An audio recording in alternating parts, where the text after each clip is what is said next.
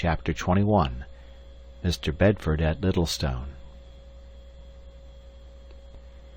My line of flight was about parallel with the surface as I came into the upper air. The temperature of sphere began to rise forthwith. I knew it behooved me to drop at once. Far below me, in a darkling twilight, stretched a great expanse of sea. I opened every window I could, and fell, out of sunshine into evening, and out of evening into night. Vaster grew the earth, and vaster, swallowed up the stars, and the silvery translucent starlit veil of cloud it wore spread out to catch me. At last the world seemed no longer a sphere, but flat, and then concave. It was no longer a planet in the sky, but the world of man. I shut all but an inch or so of earthward window, and dropped with a slackening velocity. The broadening water, now so near that I could see the dark glitter of the waves, rushed up to meet me. The sphere became very hot. I snapped the last strip of window, and sat scowling and biting my knuckles, waiting for the impact. The sphere hit the water with a huge splash.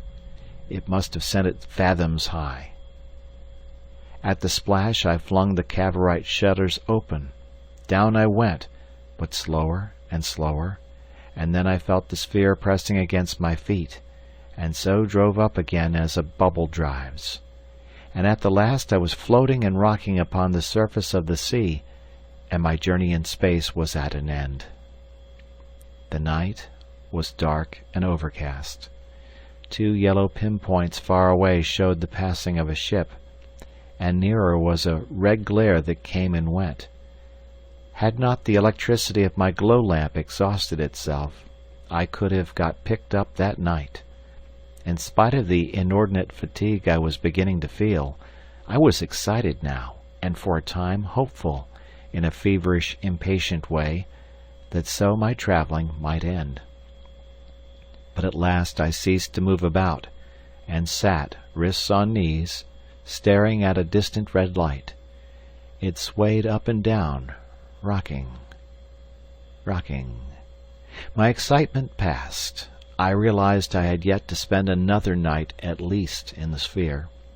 I perceived myself infinitely heavy and fatigued, and so I fell asleep. A change in my rhythmic motion awakened me. I peered through the refracting glass, and saw that I had come aground upon a huge shallow of sand. Far away I seemed to see houses and trees, and seaward a curved, vague distortion of a ship hung between sea and sky. I stood up and staggered. My one desire was to emerge. The manhole was upward, and I wrestled with the screw. Slowly I opened the manhole. At last the air was singing in again as once it had sung out. But this time I did not wait until the pressure was adjusted. In another moment I had the weight of the window on my hands, and I was open, wide open, to the old familiar sky of earth. The air hit me on the chest so that I gasped. I dropped the glass screw. I cried out, put my hands to my chest, and sat down. For a time I was in pain. Then I took deep breaths. At last I could rise and move about again. I tried to thrust my head through the manhole, and the sphere rolled over. It was as though something had lugged my head down directly it emerged. I ducked back sharply, or I should have been pinned face under water. After some wriggling and shoving I managed to crawl out upon sand, over which the retreating waves still came and went. I did not attempt to stand up. It seemed to me that my body must be suddenly changed to lead. Mother Earth had her grip on me now, no Kavorite intervening. I sat down heedless of the water that came over my feet. It was dawn, a grey dawn, rather overcast, but showing here and there a long patch of greenish grey. Some way out a ship was lying at anchor, a pale silhouette of a ship with one yellow light. The water came rippling in long shallow waves. Away to the right curved the land, a shingle bank with little hovels, and at last a lighthouse, a sailing mark and a point. Inland stretched a space of level sand, broken here and there by pools of water, and ending a mile away perhaps in a low shore of scrub. To the northeast some isolated watering place was visible, a row of gaunt lodging-houses, the tallest things that I could see on earth, dull dabs against the brightening sky. What strange men can have reared these vertical piles in such an amplitude of space, I do not know. There they are, like pieces of Brighton lost in the waste. For a long time I sat there, yawning and rubbing my face. At last I struggled to rise. It made me feel that I was lifting a weight. I stood up. I stared at the distant houses. For the first time since our starvation in the crater I thought of earthly food. Bacon, I whispered. Eggs, good toast and good coffee. And how the devil am I going to get all this stuff to Lympne? I wondered where I was. It was an east shore anyhow, and I had seen Europe before I dropped. I heard footsteps crunching in the sand, and a little round-faced, friendly-looking man in flannels, with a bathing towel wrapped about his shoulders, and his bathing dress over his arm, appeared up the beach. I knew instantly that I must be in England.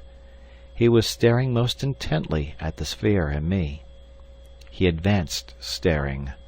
I dare say I looked a ferocious savage enough, dirty, unkempt, to an indescribable degree, but it did not occur to me at the time. He stopped at a distance of 20 yards. "Hullo, my man," he said doubtfully. "Hullo yourself," said I. He advanced, reassured by that. "What on earth is that thing?" he asked. "Can you tell me where I am?" I asked. "That's Littlestone," he said, pointing to the houses, "and that's Dungeness. Have you just landed? What's that thing you've got? Some sort of machine?" "Yes." "Have you floated ashore? Have you been wrecked or something? What is it?" I meditated swiftly. I made an estimate of the little man's appearance as he drew nearer. "By Jove," he said, "you've had a time of it. I thought you... Well, where were you cast away? Is that thing a sort of floating thing for saving life?" I decided to take that line for the present. I made a few vague affirmatives. "I want help," I said hoarsely. "I want to get some stuff up the beach, stuff I can't very well leave about." I became aware of 3 other pleasant-looking young men with towels, blazers, and straw hats, coming down the sands toward me. Evidently the early bathing section of this Littlestone. "Help," said the young man. "Rather." He became vaguely active. "What particularly do you want done?" He turned round and gesticulated. The 3 young men accelerated their pace. In a minute they were there about me, plying me with questions I was indisposed to answer. "I'll tell all that later," I said. "I'm dead beat. I'm a rag." "Come up to the hotel," said the foremost little man. "We'll look after that thing there." I hesitated. "I can't," I said. "In that sphere there's 2 big bars of gold." They looked incredulously at one another, then at me with a new inquiry. I went to the sphere, stooped, crept in, and presently they had the Selenite's crowbars and the broken chain before them. If I had not been so horribly fagged I could have laughed at them. It was like kittens round a beetle. They didn't know what to do with the stuff. The fat little man stooped and lifted the end of one of the bars, and then dropped it with a grunt. Then they all did. "It's lead, or gold," said one. "Oh, it's gold," said another. "Gold right enough," said the third. Then they all stared at me, and then they all stared at the ship lying at anchor. "I say," cried the little man, "but where did you get that?" I was too tired to keep up a lie. I got it in the moon. I saw them stare at one another. "Look here," said I. "I'm not going to argue now. Help me carry these lumps of gold up to the hotel. I guess, with rest, 2 of you can manage one. And I'll trail this chain thing. And I'll tell you more when I've had some food." "And how about that thing?" "It won't hurt there," I said. "Anyhow, confound it, it must stop there now. If the tide comes up, it will float all right." And in a state of enormous wonderment these young men most obediently hoisted my treasures on their shoulders, and with limbs that felt like lead, I headed a sort of procession towards that distant fragment of sea front. Halfway there we were reinforced by 2 awe-stricken little girls with spades, and later a lean little boy with a penetrating sniff appeared. He was, I remember, wheeling a bicycle, and he accompanied us at a distance of about 100 yards on our right flank, and then I suppose gave us up as uninteresting, mounted his bicycle and rode off over the level sands in the direction of the sphere.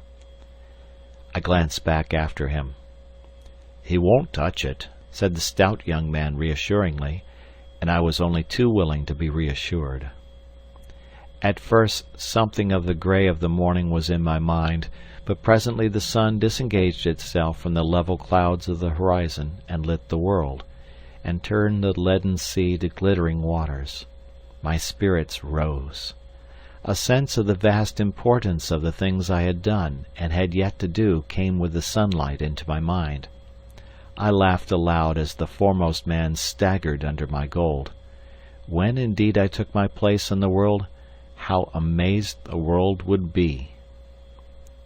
If it had not been for my inordinate fatigue, the landlord of the little stone hotel would have been amusing, as he hesitated between my gold and my respectable company on the one, and my filthy appearance on the other.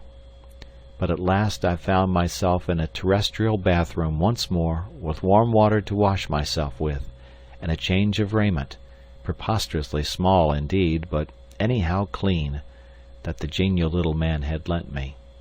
He lent me a razor too, but I could not screw up my resolution to attack even the outposts of the bristling beard that covered my face. I sat down to an English breakfast and ate with a sort of languid appetite, an appetite many weeks old and very decrepit, and stirred myself to answer the questions of the 4 young men. And I told them the truth. "Well," said I, "as you press me, I got it in the moon." "The moon?" "Yes, the moon in the sky." "But how do you mean?" "What I say, confound it!" "Then you have just come from the moon?" "Exactly, through space, in that ball." And I took a delicious mouthful of egg. I made a private note that when I went back to the moon I would take a box of eggs. I could see clearly that they did not believe one word of what I told them, but evidently they considered me the most respectable liar they had ever met. They glanced at one another, and then concentrated the fire of their eyes on me. I fancied they expected a clue to me in the way I helped myself to salt. They seemed to find something significant in my peppering my egg. These strangely shaped masses of gold they had staggered under held their minds. There the lumps lay in front of me, each worth thousands of pounds, and as impossible for anyone to steal as a house or a piece of land.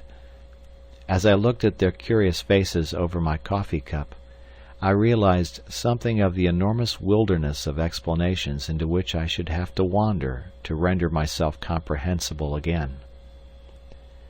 "You don't really mean—" began the youngest young man, in the tone of one who speaks to an obstinate child.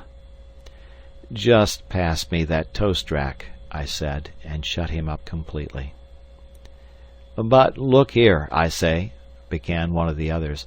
"We're not going to believe that, you know." "Ah, well," said I, and shrugged my shoulders. "He doesn't want to tell us," said the youngest young man in a stage aside, and then, with an appearance of great sang-froid, "You don't mind if I take a cigarette?" I waved him a cordial assent, and proceeded with my breakfast. Two of the others went and looked out of the farther window and talked inaudibly. I was struck by a thought. "The tide," I said, "is running out?" There was a pause, a doubt who should answer me. "It's near the ebb," said the fat little man. "Well, anyhow," I said, "it won't float far." I decapitated my third egg and began a little speech. "Look here," I said, "please don't imagine I'm surly, or telling you uncivil lies, or anything of that sort. I'm forced almost to be a little short and mysterious. I can quite understand this is as queer as it can be, and that your imaginations must be going it. I can assure you, you're in at a memorable time. But I can't make it clear to you now. It's impossible. I give you my word of honor I've come from the moon, and that's all I can tell you. All the same, I'm tremendously obliged to you, you know, tremendously. I hope that my manner hasn't in any way given you offence." "Oh, not in the least," said the youngest young man affably. "We can quite understand." And staring hard at me all the time, he heeled his chair back until it very nearly upset, and recovered with some exertion. "Not a bit of it," said the fat young man. "Don't you imagine that?" And they all got up and dispersed, and walked about and lit cigarettes, and generally tried to show they were perfectly amiable and disengaged, and entirely free from the slightest curiosity about me and the sphere. "I'm going to keep an eye on that ship out there all the same," I heard one of them remarking in an undertone. "If only they could have forced themselves to it, they would, I believe, even have gone out and left me." I went on with my third egg. "The weather," the fat little man remarked presently, "has been immense, has it not? I don't know when we have had such a summer." Phoo whiz! Like a tremendous rocket, and somewhere a window was broken. "What's that?" said I. "It isn't," cried the little man, and rushed to the corner window. All the others rushed to the window likewise. I sat staring at them. Suddenly I leaped up, knocked over my third egg, rushed for the window also. I had just thought of something. "Nothing to be seen there," cried the little man, rushing for the door. "It's that boy!" I cried, bawling in hoarse fury. "It's that accursed boy!" And turning about, I pushed the waiter aside. He had just brung me some more toast, and rushed violently out of the room and down and out upon the queer little esplanade in front of the hotel. The sea, which had been smooth, was rough now with hurrying cat's paws, and all about where the sphere had been was tumbled water like the wake of a ship. Above, a little puff of cloud whirled like dispersing smoke, and the 3 or 4 people on the beach were peering up with interrogative faces towards the point of that unexpected report. And that was all. Boots and waiters and the 4 young men in blazers came rushing out behind me. Shouts came from windows and doors, and all sorts of worrying people came into sight, agape. For a time I stood there, too overwhelmed by this new development to think of the people. At first I was too stunned to see the thing as any definite disaster. I was just stunned, as a man is by some accidental violent blow. It is only afterwards he begins to appreciate his specific injury. Good Lord! I felt as though somebody was pouring funk out of a can down the back of my neck. My legs became feeble. I had got the first intimation of what the disaster meant for me. There was that confounded boy, sky high. I was utterly left. There was the gold in the coffee room, my only possession on earth. How would it all work out? The general effect was of a gigantic, unmanageable confusion. "I say," said the voice of the little man behind. "I say, you know." I wheeled about, and there were 20 or 30 people, a sort of irregular investment of people, all bombarding me with dumb interrogation, with infinite doubt and suspicion. I felt the compulsion of their eyes intolerably. I groaned aloud. "I can't!" I shouted. "I tell you I can't! I'm not equal to it! You must puzzle and be damned to you!" I gesticulated convulsively. He receded a step as though I had threatened him. I made a bolt through them into the hotel. I charged back into the coffee room, rang the bell furiously. I gripped the waiter as he entered. "D'ye hear?" I shouted. "Get help and carry these bars up to my room right away." He failed to understand me, and I shouted and raved at him. A scared-looking little old man in a green apron appeared, and further 2 of the young men in flannels. I made a dash at them and commandeered their services. As soon as the gold was in my room, I felt free to quarrel. "Now get out!" I shouted. "All of you get out if you don't want to see a man go mad before your eyes." And I helped the waiter by the shoulder as he hesitated in the doorway. And then, as soon as I had the door locked on them all, I tore off the little man's clothes again, shied them right and left, and got into bed forthwith. And there I lay swearing and panting and cooling for a very long time. At last I was calm enough to get out of bed, and ring up the round-eyed waiter for a flannel nightshirt, a soda and whiskey, and some good cigars. And these things being procured me, after an exasperating delay that drove me several times to the bell, I locked the door again, and proceeded very deliberately to look the entire situation in the face.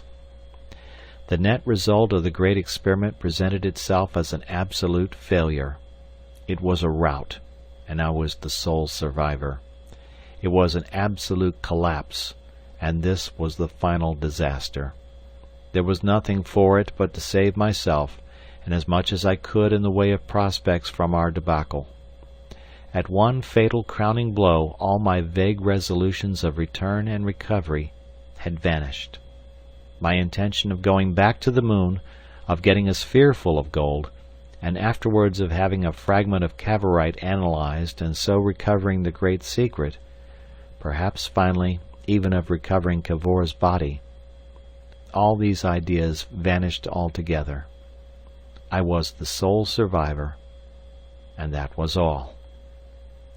I think that going to bed was one of the luckiest ideas I have ever had in an emergency. I really believe I should either have got loose-headed or done some indiscreet thing. But there, locked in and secure from all interruptions, I could think out the position in all its bearings and make my arrangements at leisure. Of course, it was quite clear to me what had happened to the boy. He had crawled into the sphere, meddled with the studs, shut the Kavorite windows, and gone up.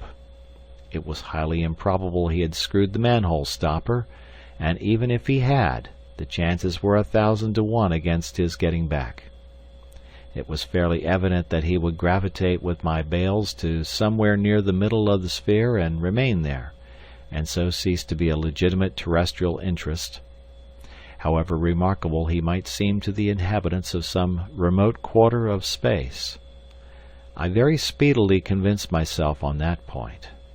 And as for any responsibility I might have in the matter, the more I reflected upon that, the clearer it became that if only I kept quiet about things, I need not trouble myself about that. If I was faced by sorrowing parents demanding their lost boy, I had merely to demand my lost sphere, or ask them what they meant. At first I had had a vision of weeping parents and guardians and all sorts of complications, but now I saw that I simply had to keep my mouth shut, and nothing in that way could arise. And indeed, the more I lay and smoked and thought, the more evident became the wisdom of impenetrability. It is within the right of every British citizen, provided he does not commit damage nor indecorum, to appear suddenly wherever he pleases, and as ragged and filthy as he pleases, and with whatever account of virgin gold he sees fit to encumber himself, and no one has any right at all to hinder and detain him in this procedure. I formulated that at last to myself, and repeated it over as a sort of private Magna Charta of my liberty. Once I had put that issue on one side, I could take up and consider in an equable manner certain considerations I had scarcely dared to think of before, namely, those arising out of the circumstances of my bankruptcy. But now, looking at this matter calmly and at leisure, I could see that if only I suppressed my identity by a temporary assumption of some less well-known name, and if I retained the 2 months' beard that had grown upon me, the risk of any annoyance from the spiteful creditor to whom I had already alluded became very small indeed. From that to a definite course of rational worldly action was plain sailing. It was all amazingly petty, no doubt, but what was there remaining for me to do? Whatever I did, I was resolved that I would keep myself level and right side up. I ordered up writing materials, and addressed a letter to the New Romney Bank, the nearest, the waiter informed me, telling the manager I wished to open an account with him, and requesting him to send 2 trustworthy persons, properly authenticated, in a cab with a good horse, to fetch some hundredweight of gold with which I happened to be encumbered. I signed the letter Blake, which seemed to me to be a thoroughly respectable sort of name. This done, I got a Folkestone blue book, picked out an outfitter, and asked him to send a cutter to measure me for a dark tweed suit, ordering at the same time a valise, dressing bag, brown boots, shirts, hat to fit, and so forth, and from a watchmaker I also ordered a watch. And these letters being dispatched, I had up as good as lunch as the hotel could give, and then lay smoking a cigar, as calm and ordinary as possible, until in accordance with my instructions 2 duly authenticated clerks came from the bank and weighed and took away my gold, after which I pulled the clothes over my ears in order to drown any knocking, and went very comfortably to sleep. I went to sleep. No doubt it was a prosaic thing for the first man back from the moon to do, and I can imagine that the young and imaginative reader will find my behavior disappointing. But I was horribly fatigued and bothered, and confound it, what else was there to do? There certainly was not the remotest chance of my being believed if I had told my story then, and it would certainly have subjected me to intolerable annoyances. I went to sleep. When at last I woke up again, I was ready to face the world as I have always been accustomed to face it since I came to years of discretion.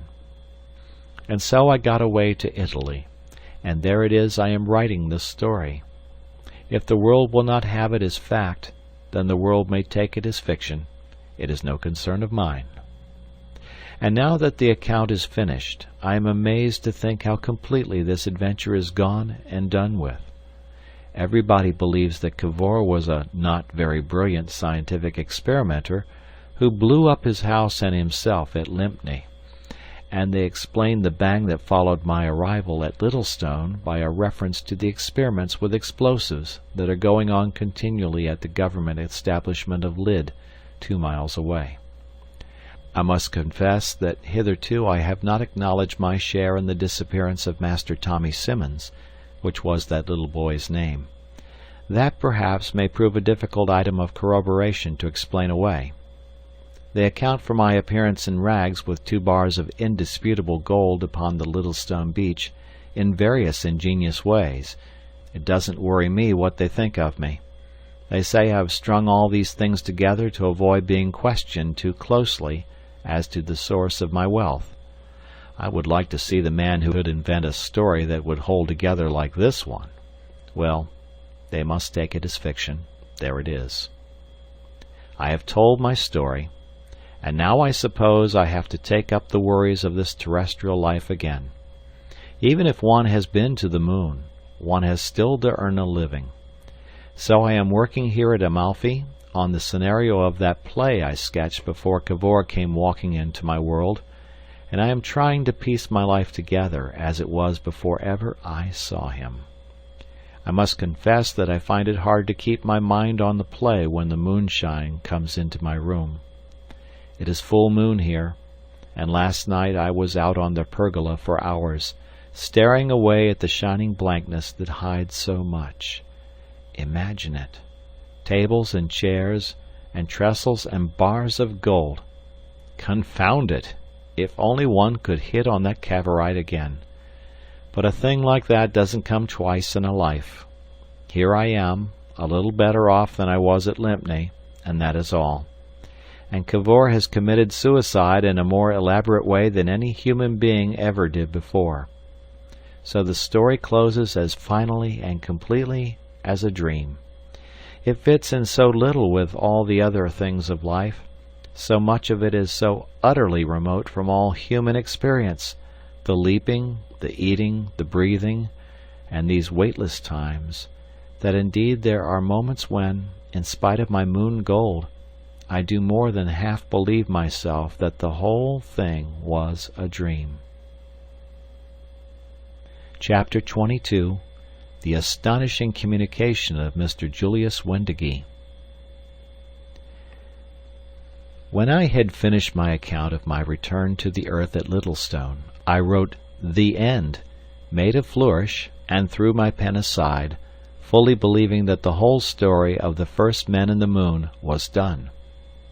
Not only had I done this, but I had placed my manuscript in the hands of a literary agent, had permitted it to be sold, had seen the greater portion of it appear in the Strand magazine, and was setting to work again upon the scenario of the play I had commenced at Lympne before I realized that the end was not yet. And then, following me from Amalfi to Algiers, there reached me, it is now about 6 months ago, one of the most astounding communications I have ever been fated to receive. Briefly, it informed me that Mr. Julius Wendigy, a Dutch electrician, who has been experimenting with certain apparatus akin to the apparatus used by Mr. Tesla in America, in the hope of discovering some method of communication with Mars, was receiving day by day a curiously fragmentary message in English, which was indisputably emanating from Mr. Kavor in the moon. At first I thought the thing was an elaborate practical joke by one who had seen the manuscript of my narrative. I answered Mr. Wendigy jestingly, but he replied in a manner that put such suspicion altogether aside, and in a state of inconceivable excitement I hurried from Algiers to the little observatory upon the Monte Rosa in which he was working. In the presence of his record and his appliances, and above all of the messages from Kavor that were coming to hand, my lingering doubts vanished. I decided at once to accept a proposal he made to me, to remain with him, assisting him to take down the record from day to day, and endeavoring with him to send a message back to the moon.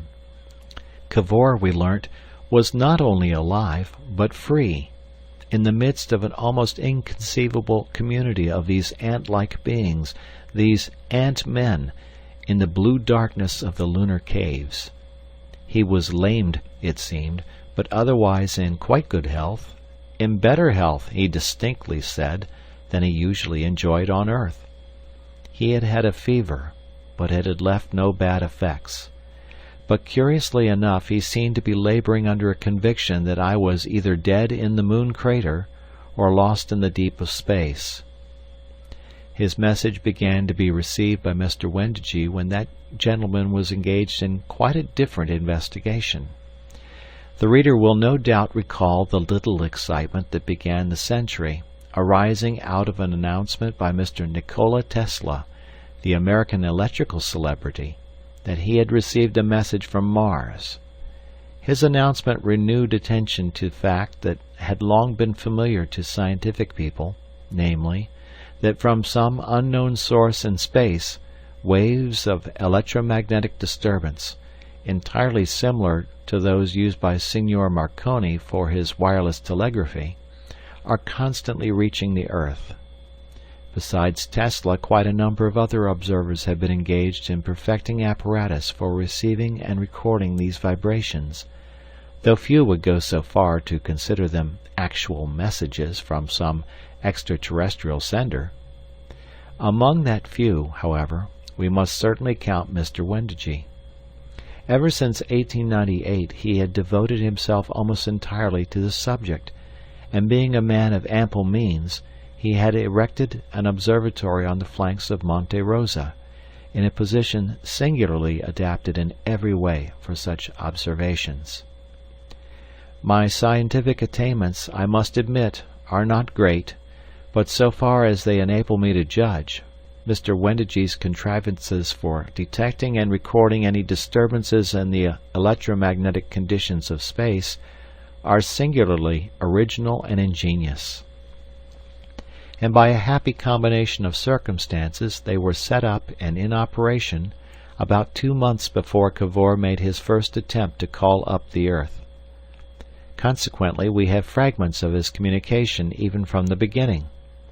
Unhappily, they are only fragments, and the most momentous of all the things that he had to tell humanity, the instructions, that is, for the making of Cavorite, if indeed he ever transmitted them, have throbbed themselves away unrecorded into space.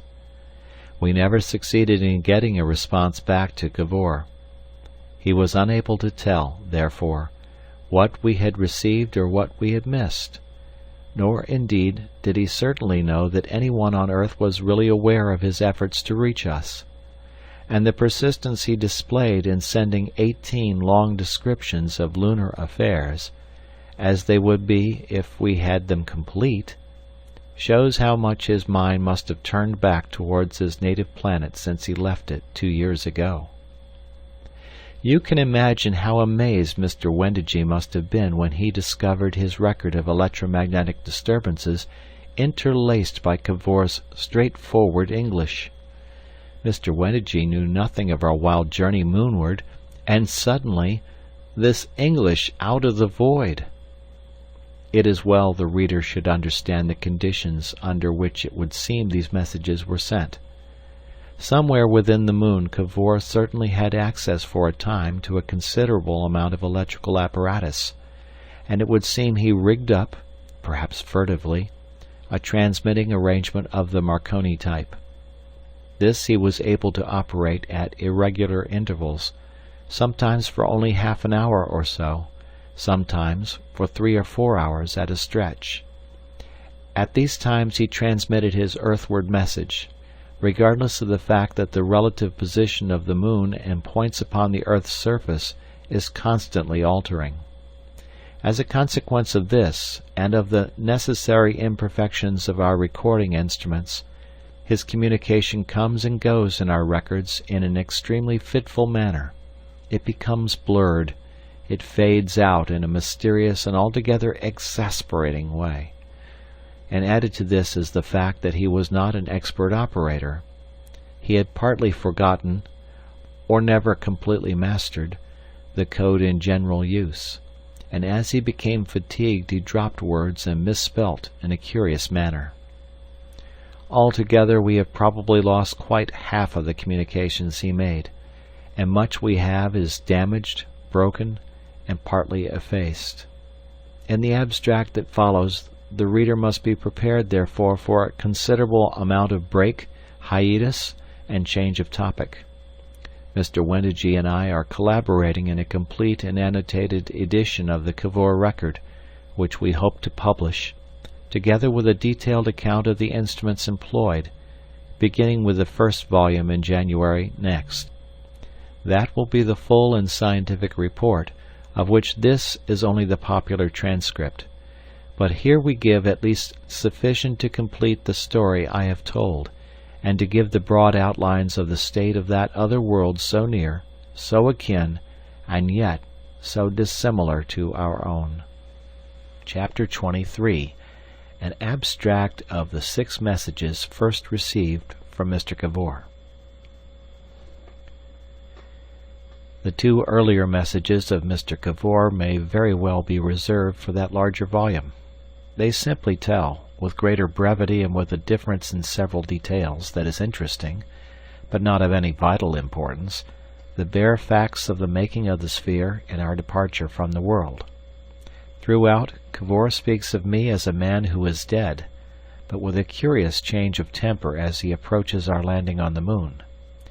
"Poor Bedford," he says of me, and "this poor young man," and he blames himself for inducing a young man, by no means well equipped for such adventures, to leave a planet on which he was indisputably fitted to succeed, on so precarious a mission.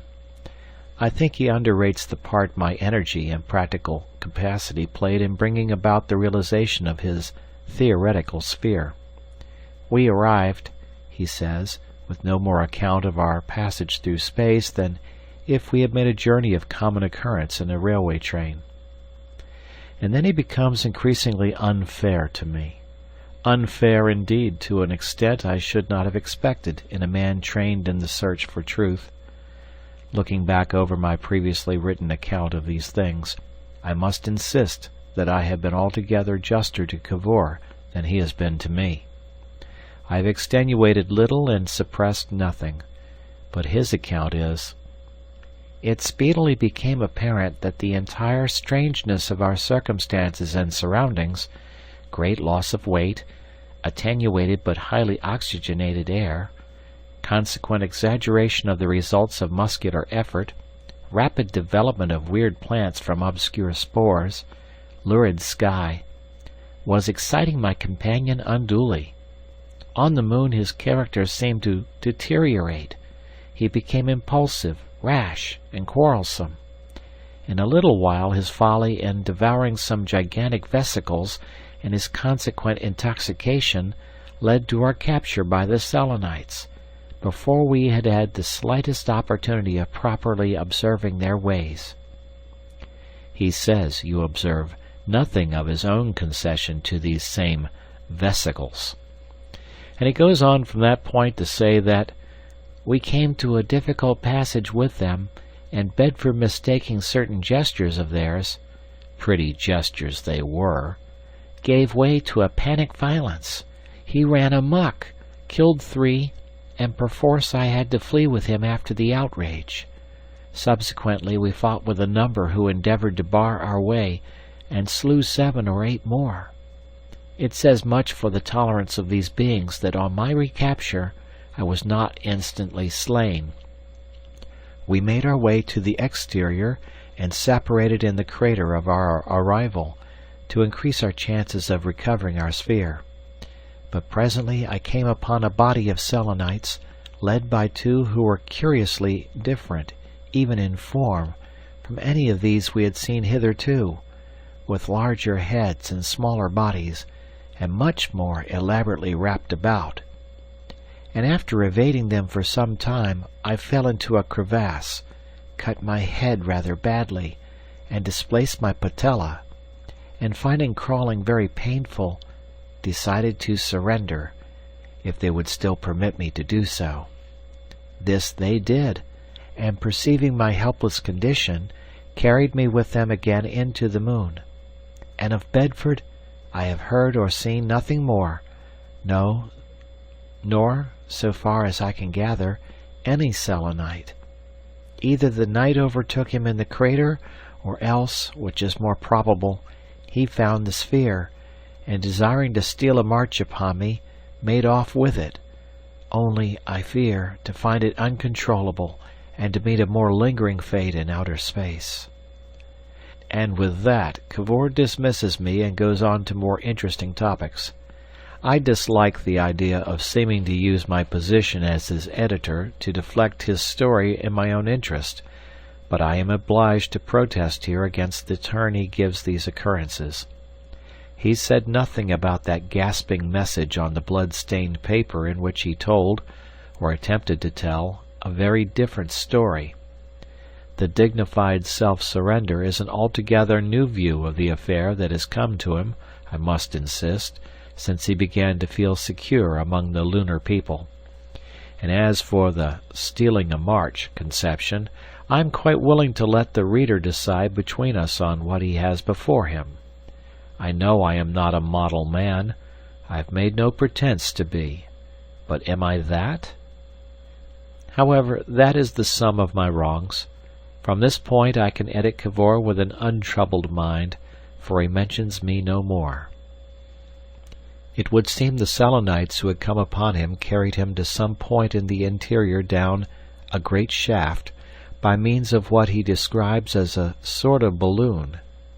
We gather from the rather confused passage in which he describes this, and from a number of chance allusions and hints in other and subsequent messages, that this great shaft is one of an enormous system of artificial shafts that run, each from what is called a lunar crater, downwards for very nearly 100 miles towards the central portion of our satellite. These shafts communicate by transverse tunnels. They throw out abysmal caverns and expand into great globular places. The whole of the moon's substance for 100 miles inward, indeed, is a mere sponge of rock. Partly, says Kavor, this sponginess is natural, but very largely it is due to the enormous industry of the Selenites in the past. The enormous circular mounds of the excavated rock and earth it is that form those great circles about the tunnels known to earthly astronomers, misled by a false analogy, as volcanoes. It was down this shaft they took him, in this sort of balloon he speaks of, at first into an inky blackness, and then into a region of continually increasing phosphorescence. Kavor's dispatches show him to be curiously regardless of detail for a scientific man, but we gather that this light was due to the streams and cascades of water, no doubt containing some phosphorescent organism, that flowed ever more abundantly downward towards the central sea. And as he descended, he says, the Selenites also became luminous, and at last far below him he saw, as it were, a lake of heatless fire, the waters of the central sea, glowing and eddying in strange perturbation, like luminous blue milk that is just on the boil. This lunar sea, says Kavor in a later passage, is not a stagnant ocean. A solar tide sends it in a perpetual flow around the lunar axis, and strange storms and boilings and rushings of its waters occur, and at times cold winds and thunderings that ascend out of it into the busy ways of the great ant-hill above. It is only when the water is in motion that it gives out light.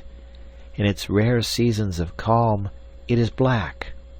Commonly, when one sees it, its waters rise and fall in an oily swell, and flakes and big rafts of shining, bubbly foam drift with the sluggish, faintly glowing current. The Selenites navigate its cavernous straits and lagoons in little shallow boats of a canoe-like shape, and even before my journey to the galleries about the Grand Lunar, who is master of the moon, I was permitted to make a brief excursion on its waters.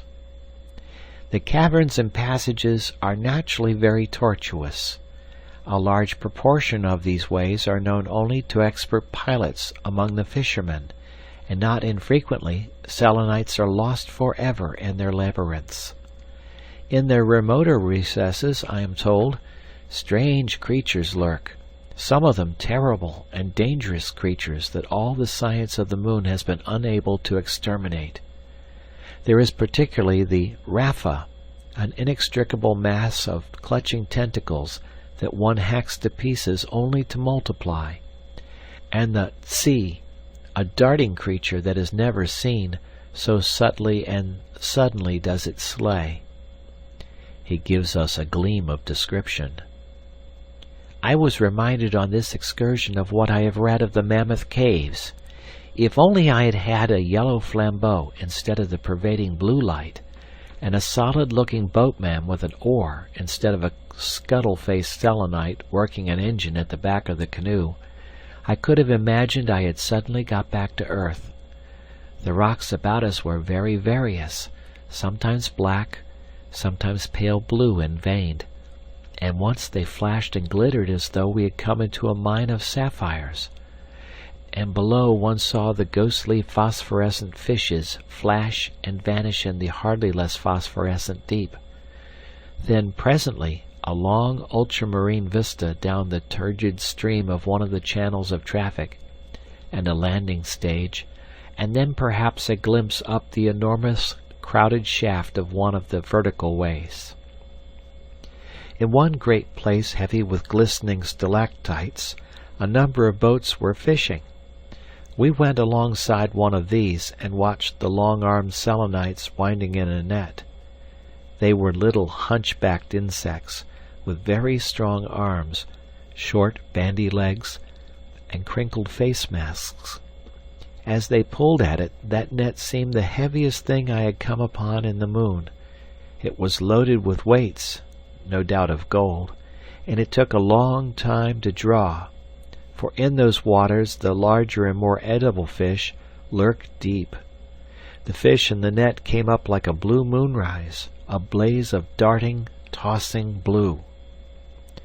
Among their catch was a many tentaculate, evil-eyed black thing, ferociously active, whose appearance they greeted with shrieks and twitters, and which with quick, nervous movements they hacked to pieces by means of little hatchets. All its dissevered limbs continued to lash and writhe in a vicious manner.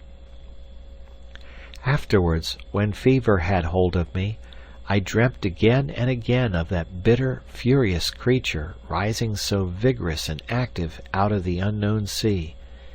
It was the most active and malignant thing of all the living creatures I have yet seen in this world inside the moon. The surface of the sea must be very nearly 200 miles, if not more, below the level of the moon's exterior.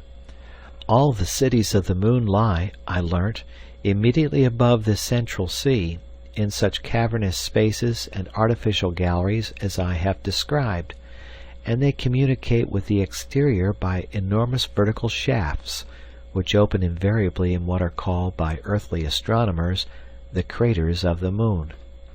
The lid covering one such aperture I had already seen during the wanderings that had preceded my capture. Upon the condition of the less central portion of the moon I have not yet arrived at very precise knowledge. There is an enormous system of caverns in which the mooncalves shelter during the night, and there are abattoirs and the like. In one of these it was that I and Bedford fought with the Selenite butchers, and I have since seen balloons laden with meat descending out of the upper dark. I have as yet scarcely learnt as much of these things as a Zulu in London would learn about the British corn supplies in the same time. It is clear, however, that these vertical shafts and the vegetation of the surface must play an essential role in ventilating and keeping fresh the atmosphere of the moon.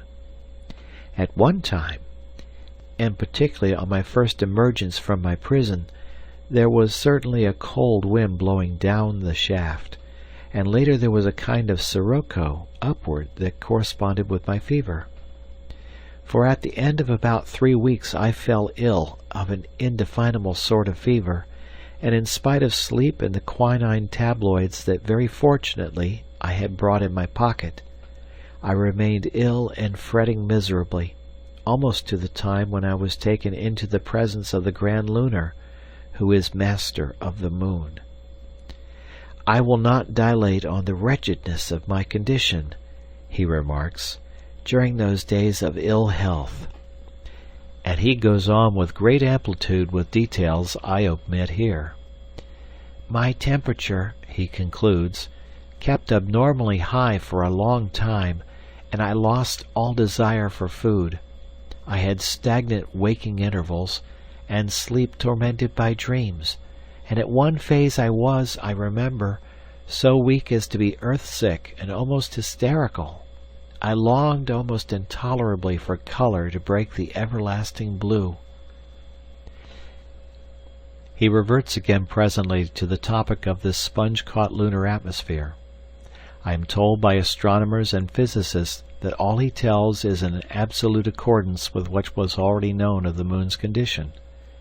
Had earthly astronomers had the courage and imagination to push home a bold induction, says Mr. Wendigy, they might have foretold almost everything that Kavor has to say of the general structure of the moon. They know now pretty certainly that moon and earth are not so much satellite and primary, as smaller and greater sisters, made out of one mass, and consequently made of the same material. And since the density of the moon is only 3/5 that of the earth, there can be nothing for it but that she is hollowed out by a great system of caverns. There was no necessity, said Mr. Jabez Flap, F.R.S., that most entertaining exponent of the facetious side of the stars, that we should ever have gone to the moon to find out such easy inferences, and points the pun with an allusion to Gruyere.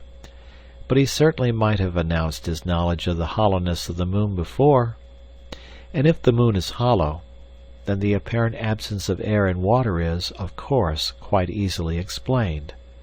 The sea lies within at the bottom of the caverns, and the air travels through the great sponge of galleries, in accordance with simple physical laws. The caverns of the moon on the whole are very windy places. As the sunlight comes round the moon, the air in the outer galleries on that side is heated, its pressure increases, some flows out on the exterior and mingles with the evaporating air of the craters, where the plants remove its carbonic acid, while the greater portion flows round through the galleries to replace the shrinking air of the cooling side that the sunlight has left. There is, therefore, a constant eastward breeze in the air of the outer galleries, and an upflow during the lunar day up the shafts, complicated, of course, very greatly by the varying shape of the galleries and the ingenious contrivances of the Selenite mind. Chapter 24. The Natural History of the Selenites. The messages of Kavor from the 6th up to the 16th are for the most part so much broken, and they abound so in repetitions, that they scarcely form a consecutive narrative. They will be given in full, of course, in the scientific report, but here it will be far more convenient to continue simply to abstract and quote as in the former chapter. We have subjected every word to a keen critical scrutiny, and my own brief memories and impressions of lunar things have been of inestimable help in interpreting what would otherwise have been impenetrably dark. And, naturally, as living beings, our interest centers far more upon the strange community of lunar insects in which he was living, it would seem, as an honored guest, than upon the mere physical condition of their world. I have already made it clear, I think, that the Selenites I saw resembled man in maintaining the erect attitude, and in having 4 limbs, and I have compared the general appearance of their heads and the jointing of their limbs to that of insects. I have mentioned, too, the peculiar consequence of the smaller gravitation of the moon on their fragile slightness. Kavor confirms me upon all these points. He calls them animals, though of course they fall under no division of the classification of earthly creatures, and he points out the insect type of anatomy had, fortunately for men, never exceeded a relatively very small size on Earth. The largest terrestrial insects, living or extinct, do not, as a matter of fact, measure 6 inches in length, but here, against the lesser gravitation of the moon, a creature certainly as much an insect as vertebrate seems to have been able to attain to human and ultra-human dimensions. He does not mention the ant, but throughout his allusions the ant is continually being brought before my mind in its sleepless activity, in its intelligence and social organization, in its structure, and more particularly in the fact that it displays, in addition to the 2 forms, the male and the female form, that almost all other animals possess, a number of other sexless creatures, workers, soldiers, and the like, differing from one another in structure, character, power, and use, and yet all members of the same species. For these Selenites, also, have a great variety of forms. Of course they are not only colossally greater in size than ants, but also, in Kavor's opinion at least, in intelligence, morality, and social wisdom are they colossally greater than men. And instead of the 4 or 5 different forms of ant that are found, there are almost innumerably different forms of selenite. I had endeavored to indicate the very considerable difference observable in such selenites of the outer crust as I happened to encounter. The differences in size and proportions were certainly as wide as the differences between the most widely separated races of men. But such differences as I saw fade absolutely to nothing in comparison with the huge distinctions of which Kavor tells. It would seem the exterior selenites I saw were, indeed, mostly engaged in kindred occupations, moon-calf herds, butchers, fleshers, and the like. But within the moon, practically unsuspected by me, there are, it seems, a number of other sorts of selenite, differing in size, differing in the relative size of part to part, differing in power and appearance, and yet not different species of creatures, but only different forms of one species, and retaining through all their variations a certain common likeness that marks their specific unity. The moon is, indeed, a sort of vast ant-hill, only, instead of there being only 4 or 5 sorts of ants, there are many hundred different sorts of selenite, and almost every gradation between one sort and another. It would seem the discovery came upon Kavor very speedily. I infer rather than learn from his narrative that he was captured by the mooncalf herds, under the direction of these other selenites who have larger brain cases, heads, and very much shorter legs. Finding he would not walk even under the goad, they carried him into darkness, crossed a narrow plank-like bridge that may have been the identical bridge I had refused, and put him down in something that must have seemed at first to be some sort of lift. This was the balloon. It had certainly been absolutely invisible to us in the darkness, and what had seemed to me a mere plank walking into the void was really, no doubt, the passage of the gangway. In this he descended towards constantly more luminous caverns of the moon. At first they descended in silence, save for the twitterings of the selenites, and then into a stir of windy movement.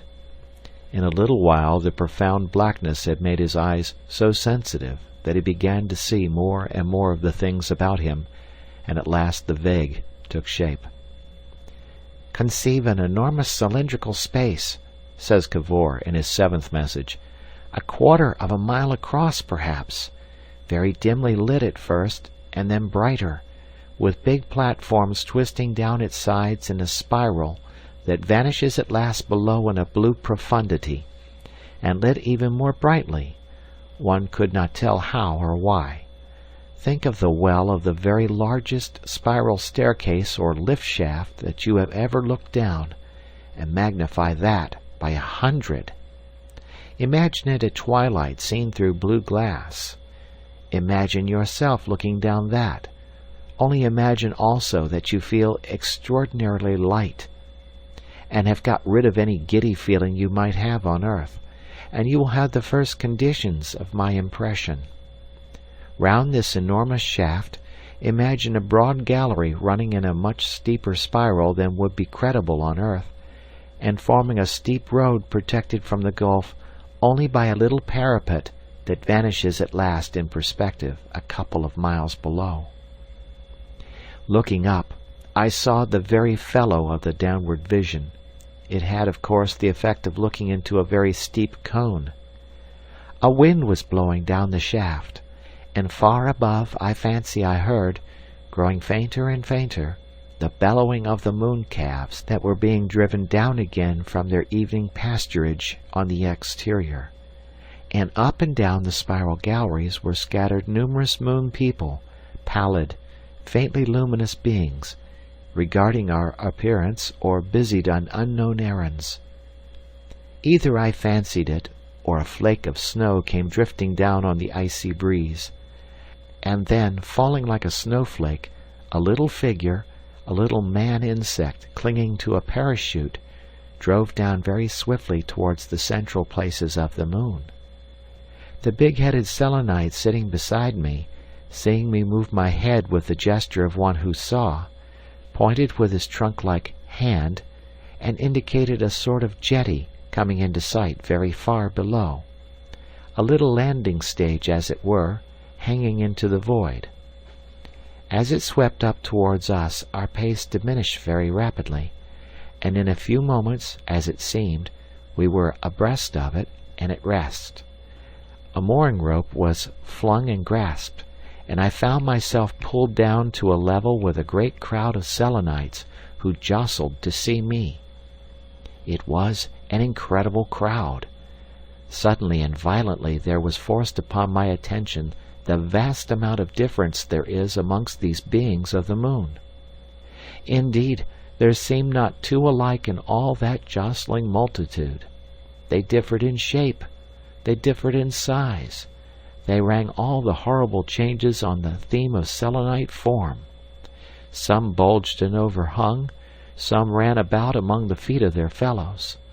All of them had a grotesque and disquieting suggestion of an insect that is somehow contrived to mock humanity, but all seemed to present an incredible exaggeration of some particular feature. One had a vast right forelimb, an enormous antennal arm, as it were. One seemed all leg, poised, as it were, on stilts. Another protruded the edge of his face mask into a nose-like organ that made him startlingly human until one saw his expressionless gaping mouth. The strange, and, except for the want of mandibles and palps, most insect-like head of the mooncalf minders underwent, indeed, the most incredible transformations. Here it was broad and low, here high and narrow. Here its leathery brow was drawn out into horns and strange features. Here it was whiskered and divided, and there with a grotesquely human profile. One distortion was particularly conspicuous. There were several brain cases distended like bladders to a huge size, with the face mask reduced to quite small proportions. There were several amazing forms, with heads reduced to microscopic proportions and blobby bodies, and fantastic flimsy things that existed, it would seem, only as a basis for vast, trumpet-like protrusions of the lower part of the mask. And oddest of all, as it seemed to me for the moment, 2 or 3 of these weird inhabitants of a subterranean world, a world sheltered by innumerable miles of rock from sun or rain, carried umbrellas in their tentaculate hands, real terrestrial-looking umbrellas. And then I thought of the parachutist I had watched descend. These moon people behaved exactly as a human crowd might have done in similar circumstances. They jostled and thrust one another. They shoved one another aside. They even clambered upon one another to get a glimpse of me. Every moment they increased in numbers, and pressed more urgently upon the discs of my ushers. Kavor does not explain what he means by this. Every moment fresh shapes emerged from the shadows and forced themselves upon my astounded attention, and presently I was signed and helped into a sort of litter, and lifted up on the shoulders of strong-armed bearers, and so borne through the twilight over this seething multitude towards the apartments that were provided for me in the moon. All about me were eyes, faces, masks, a leathery noise like the rustling of beetle wings, and a great bleating and cricket-like twittering of Selenite voices. We gather he was taken to a hexagonal apartment, and there for a space he was confined. Afterwards he was given a much more considerable liberty, indeed almost as much freedom as one has in a civilized town on earth, and it would appear that the mysterious being who is the ruler and master of the moon appointed 2 Selenites with large heads to guard and study him, and to establish whatever mental communications were possible with him. And, amazing and incredible as it may seem, these 2 creatures, these fantastic men-insects, these beings of other worlds, were presently communicating with Kavor by means of terrestrial speech. Kavor speaks of them as Fi-U and Si-Puff. Fi-U, he says, was about 5 feet high. He had small, slender legs about 18 inches long, and slight feet of the common lunar pattern. On these balanced a little body, throbbing with the pulsations of his heart. He had long, soft, many-jointed arms ending in a tentacled grip, and his neck was many-jointed in the usual way, but exceptionally short and thick. His head, says Kavor, apparently alluding to some previous description that has gone astray in space, is of the common lunar type, but strangely modified. The mouth has the usual expressionless gape, but it is unusually small and pointing downward, and the mask is reduced to the size of a large flat nose flap. On either side are the little eyes. The rest of the head is distended into a huge globe, and the chitinous leathery cuticle of the mooncalf herds thins out to a mere membrane, through which the pulsating brain movements are distinctly visible. He is a creature, indeed, with a tremendously hypertrophied brain, and with the rest of his organism both relatively and absolutely dwarfed. In another passage, Kavor compares the back view of him to Atlas supporting the world. Si-Puff, it seems, was a very similar insect, but his face was drawn out to a considerable length, and the brain hypertrophy being in different regions, his head was not round, but pear-shaped, with the stalk downward. There were also litter-carriers, lopsided beings with enormous shoulders, very spidery ushers, and a squat foot attendant in Kavor's retinue. The manner in which Fi-U and Si-Puff attacked the problem of speech was fairly obvious. They came into this hexagonal cell in which Kavor was confined, and began imitating every sound he made, beginning with a cough. He seems to have grasped their intention with great quickness, and to have begun repeating words to them, and pointing to indicate the application. The procedure was probably always the same. Fi-U would attend to Kavor for a space, then point also and say the word he had heard. The first word he mastered was man, and the second Mooney, which Kavor on the spur of the moment seems to have used instead of selenite for the moon race. As soon as Fi-U was assured of the meaning of a word, he repeated it to Si-Puff, who remembered it infallibly. They mastered over 100 English nouns at their first session. Subsequently, it seems they brought an artist with them to assist the work of explanation with sketches and diagrams, Kavor's drawings being rather crude. He was, says Kavor, a being with an active arm and an arresting eye, and he seemed to draw with incredible swiftness. The 11th message is undoubtedly only a fragment of a longer communication. After some broken sentences, the record of which is unintelligible, it goes on. But it will interest only linguists, and delay me too long, to give the details of the series of intent parleys of which these were the beginning. And indeed, I very much doubt if I could give in anything like the proper order all the twistings and turnings that we made in our pursuit of mutual comprehension. Verbs were soon plain sailing, at least such active verbs as I could express by drawings. Some adjectives were easy, but when it came to abstract nouns, to prepositions, and the sort of hackneyed figures of speech, by means of which so much is expressed on earth, it was like diving in cork jackets. Indeed, these difficulties were insurmountable until to the 6th lesson came a 4th assistant, a being with a huge football-shaped head, whose forte was clearly the pursuit of intricate analogy. He entered in a preoccupied manner, stumbling against a stool, and the difficulties that arose had to be presented to him with a certain amount of clamor and hitting and pricking before they reached his apprehension. But once he was involved, his penetration was amazing.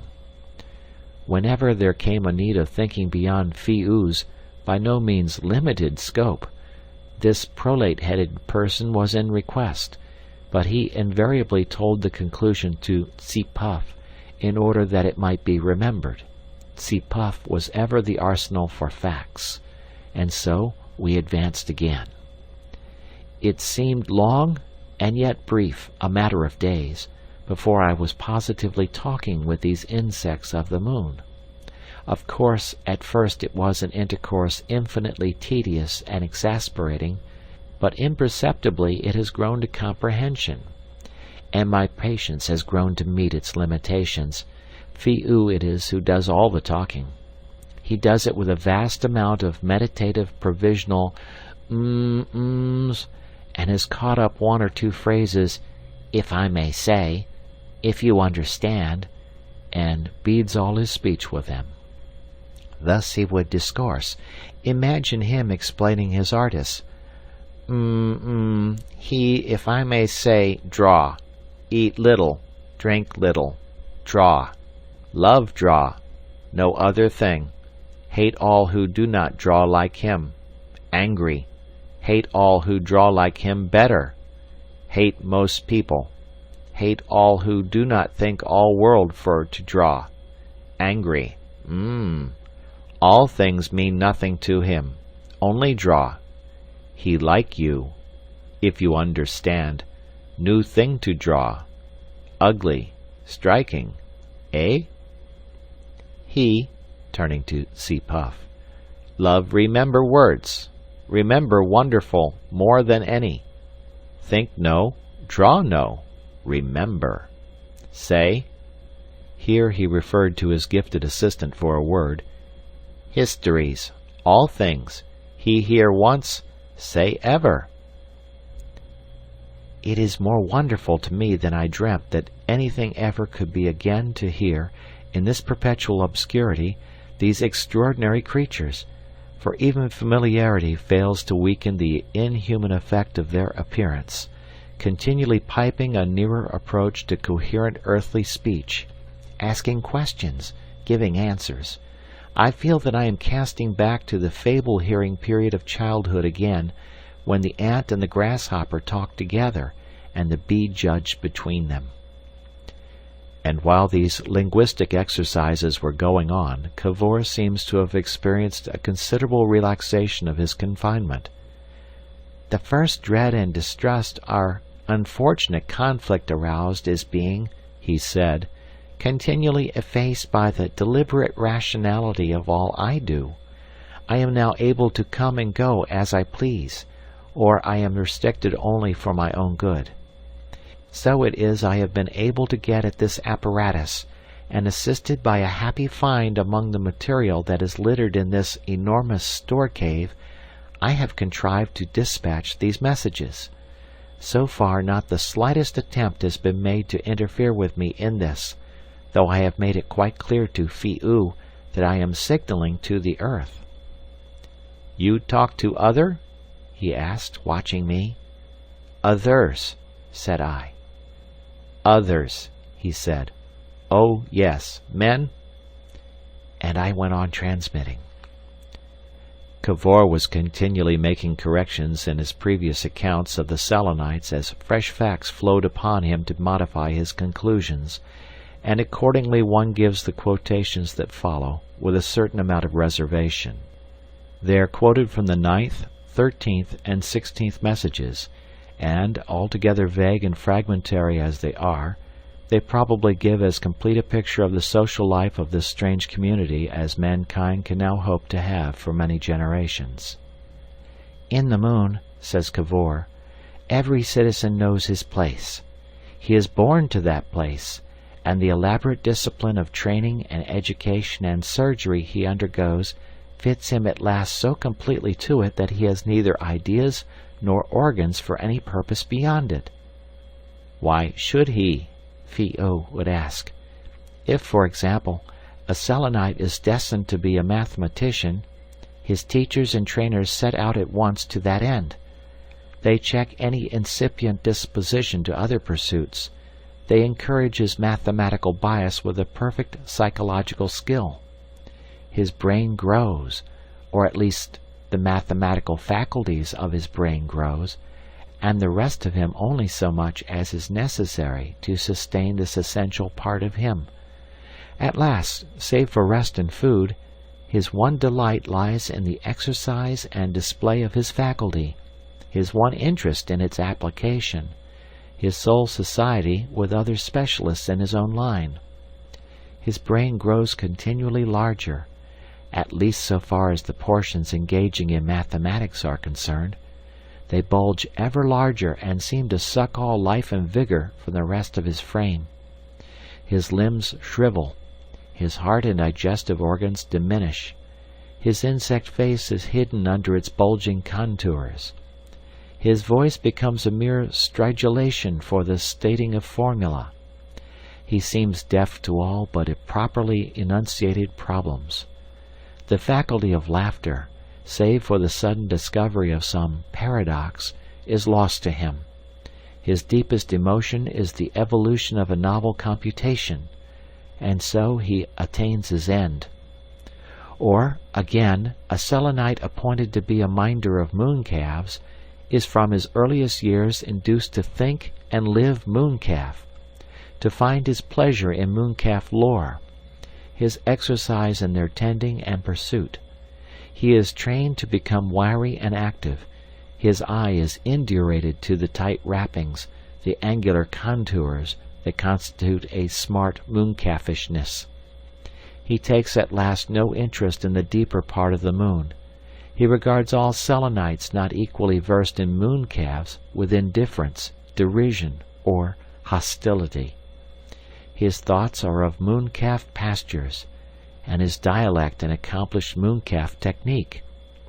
So also he loves his work, and discharges in perfect happiness the duty that justifies his being. And so it is with all sorts and conditions of Selenites. Each is a perfect unit in a world machine.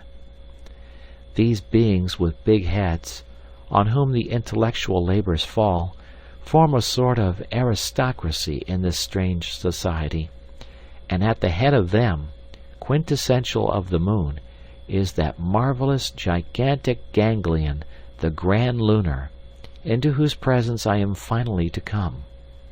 The unlimited development of the minds of the intellectual class is rendered possible by the absence of any bony skull in the lunar anatomy, that strange box of bone that clamps about the developing brain of man, imperiously insisting, thus far and no farther, to all his possibilities. They fall into three main classes, differing greatly in influence and respect.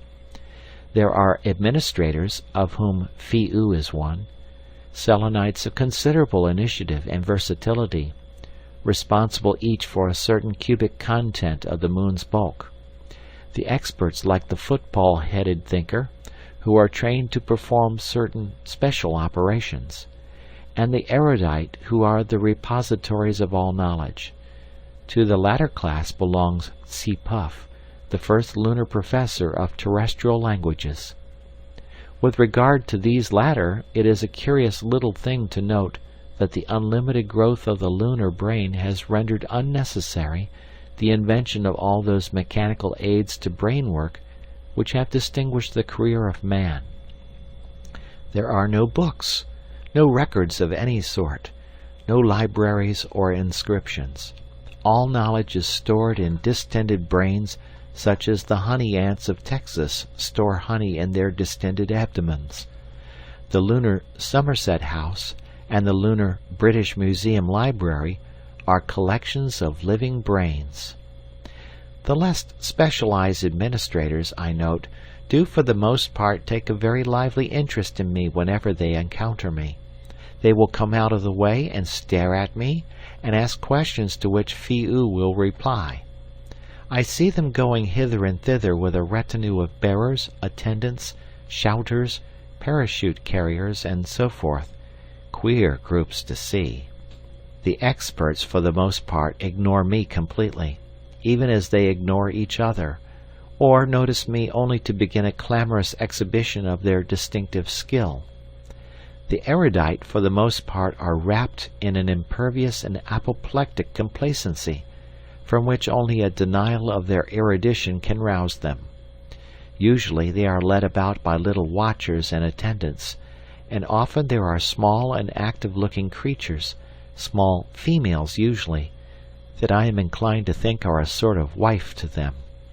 But some of the profounder scholars are altogether too great for locomotion, and are carried from place to place in a sort of sedan tub, wobbling jellies of knowledge that enlist my respectful astonishment. I have just passed one in coming to this place, where I am permitted to amuse myself with these electrical toys. A vast, shaven, shaky head, bald and thin-skinned, carried on his grotesque stretcher. In front and behind came his bearers, and curious, almost trumpet-faced news disseminators shrieked his fame. I have already mentioned the retinues that accompany most of the intellectuals, ushers, bearers, valets, extraneous tentacles and muscles, as it were, to replace the abortive physical powers of these hypertrophied minds. Porters almost invariably accompany them. There are also extremely swift messengers with spider-like legs and hands for grasping parachutes, and attendants with vocal organs that could well-nigh wake the dead. Apart from their controlling intelligence, these subordinates are as inert and helpless as umbrellas in a stand. They exist only in relation to the orders they have to obey, the duties they have to perform. The bulk of these insects, however, who go to and fro upon the spiral ways, who fill the ascending balloons and drop past me clinging to flimsy parachutes, are, I gathered, of the operative class. Machine hands, indeed, some of these are in actual nature. It is not a figure of speech. The single tentacle of the mooncalf herd is profoundly modified for clawing, lifting, guiding. The rest of them no more than necessary subordinate appendages to these important mechanisms, have enormously developed auditory organs, some whose work lies in delicate chemical operations project a vast olfactory organ. Others again have flat feet for treadles with ankylosed joints, and others, who I have been told are glass-blowers, seem mere lung bellows. But every one of these common Selenites I have seen at work is exquisitely adapted to the social need it meets. Fine work is done by fined-down workers, amazingly dwarfed and neat. Some I could hold in the palm of my hand. There is even a sort of turnspit Selenite, very common, whose duty and only delight is to apply the motive power for various small appliances, and to rule over these things and order any erring tendency there might be in some aberrant natures, are the most muscular beings I have seen in the moon, a sort of lunar police, who must have been trained from their earliest years to give a perfect respect and obedience to the swollen heads. The making of these various sorts of operative must be a very curious and interesting process. I am very much in the dark about it, but quite recently I came upon a number of young Selenites confined in jars from which only the four limbs protruded, who were being compressed to become machine-minders of a special sort. The extended hand in this highly developed system of technical education is stimulated by irritants and nourished by injection, while the rest of the body is starved. Phi-oo, unless I misunderstood him, explained that in the earliest stages these queer little creatures are apt to display signs of suffering in their various cramped situations, but they easily become indurated to their lot, and he took me on to where a number of flexible-minded messengers were being drawn out and broken in. It is quite unreasonable, I know, but such glimpses of the educational methods of these beings affect me disagreeably. I hope, however, that may pass off, and I may be able to see more of this aspect of their wonderful social order. That wretched-looking hand tentacle sticking out of its jar seemed to have a sort of limp appeal for lost possibilities. It haunts me still, although, of course, it really is in the end a far more humane proceeding than our earthly method of leaving children to grow into human beings and then making machines of them. Quite recently, too, I think it was on the 11th or 12th visit I made to this apparatus, I had a curious light upon the lives of these operatives. I was being guided through a short cut hither, instead of going down the spiral, and by the quays to the central sea. From the devious windings of a long, dark gallery, we emerged into a vast, low cavern, pervaded by an earthy smell, and as things go in this darkness, rather brightly lit. The light came from a tumultuous growth of livid fungoid shapes, some indeed singularly like our terrestrial mushrooms, but standing as high or higher than a man. "Moonies eat these?" said I to Phi-oo. "Yes, fond." "Goodness me!" I cried. "What's that?" My eye had just caught the figure of an exceptionally big and ungainly selenite lying motionless among the stems, face downward. We stopped. "Dead?" I asked, for as yet I had seen no dead in the moon, and I have grown curious. "No," exclaimed Phi-oo. "Him worker. No work to do. Get little drink then. Make sleep. Till we him want. What good him wake, eh? No want him walking about." "There's another!" cried I. And indeed all that huge extent of mushroom ground was, I found, peppered with these prostrate figures sleeping under an opiate until the moon had need of them. There were scores of them of all sorts, and we were able to turn over some of them, and examine them more precisely than I had been able to previously. They breathed noisily at my doing so, but did not wake. One I remember very distinctly. He left a strong impression, I think, because some trick of the light and of his attitude was strongly suggestive of a drawn-up human figure. His forelimbs were long, delicate tentacles. He was some kind of refined manipulator, and the pose of his slumber suggested a submissive suffering. No doubt it was a mistake for me to interpret his expression in that way, but I did. And as Phi-oo rolled him over into the darkness among the livid fleshiness again, I felt a distinctly unpleasant sensation, although as he rolled, the insect in him was confessed. It simply illustrates the unthinking way in which one acquires habits of feeling. To drug the worker one does not want, and toss him aside is surely far better than to expel him from his factory, to wander starving in the streets. In every complicated social community there is necessarily a certain intermittency of employment for all specialized labor, and in this way the trouble of an unemployed problem is altogether anticipated. And yet, so unreasonable are even scientifically trained minds, I still do not like the memory of those prostrate forms amidst those quiet, luminous arcades of fleshy growth, and I avoid that short-cut in spite of the inconveniences of the longer, more noisy, and more crowded alternative. My alternative route takes me round by a huge shadowy cavern, very crowded and clamorous, and here it is I see peering out of the hexagonal openings of a sort of honeycomb wall, or parading a large open space behind, or selecting the toys and amulets made to please them by the dainty tentacled jewelers who work in kennels below, the mothers of the moon world, the queen bees, as it were, of the hive. They are noble-looking beings, fantastically and sometimes quite beautifully adorned, with a proud carriage, and, save for their mouths, almost microscopic heads.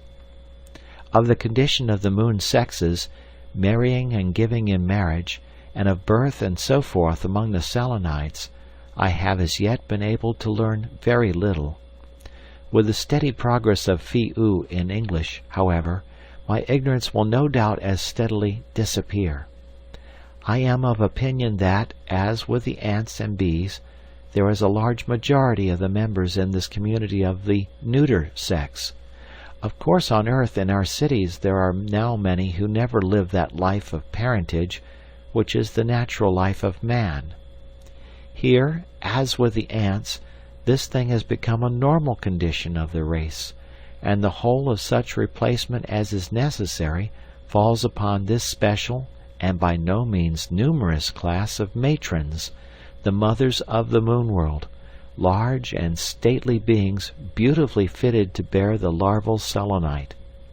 Unless I misunderstand an explanation of Phi-Oo's, they are as absolutely incapable of cherishing the young they bring into the moon.